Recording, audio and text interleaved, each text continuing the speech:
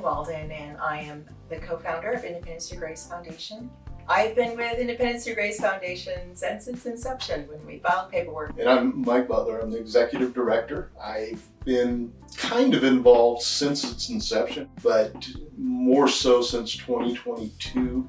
We began the process of merging two organizations that I had with Independence Through Grace. The reason that I wanted to start ITG and my husband Grover, we have a son who is intellectually and developmentally delayed, and we wanted a place for him to be able to come that was faith-based, where he could have fun and hang out with people who were like him, and he could know that people loved him and that he was shown the love of Jesus every single day when he came to the program. Independence Through Grace is just exploded because of the skills that Mike has in his programs, and so merging together has just been an amazing big dream of mine, and we're able to help so many more families and people in our community.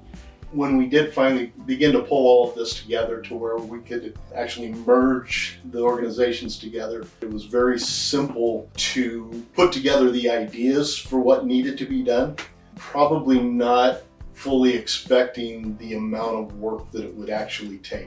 Once we settled in and we moved all of the staff over and all of the equipment over and everything else, we reevaluated and realized, okay, to take it to the next level, it's even bigger, because at that point in time, looking at the vision of what Grover and Catherine had in their minds, and then the vision of what we had from a vocational type of idea, both with the community vocation as well as the microenterprise development, transitioning everything and putting everything in place so that the kids that were in Grace could have a route to transition through if that's what they desired.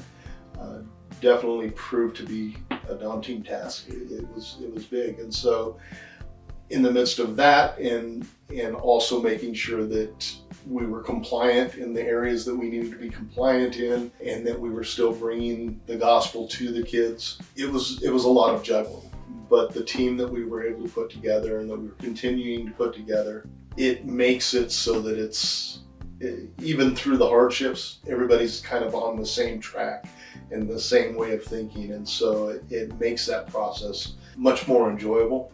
Yes, it's still a lot of hard work, but we still have a lot of dreams, a lot of things that we've not reached for yet, because we're still putting a lot of the foundational pieces into place, but we know that it's doable. The thing that has amazed us is even before we were really ready for growth, God saw fit to nearly triple us in size. And when it's God's plan and it's His program, it is easier. We don't worry about the little things. We obviously have to plan, but I feel like we're along for this amazing ride. And we're riding the wave of what the Lord's been doing. It's pretty amazing.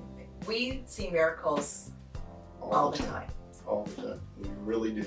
We want to be a one-stop shop for families, cradle to grave. I've always wanted to have a campus where people could live together in community. We could have all of our programs there. When babies are born in the hospital and a parent notices or sees that there's a disability perhaps associated with this child, that we can go and come alongside families. We have parents in our program that want to be a part of the team that does that. It's so amazing. So we want to be able to provide information and help to people. We have participants that don't understand how to navigate SSI, and Mike has given training to our team members so that now we can be that person that they can go to, because it's hard to get information.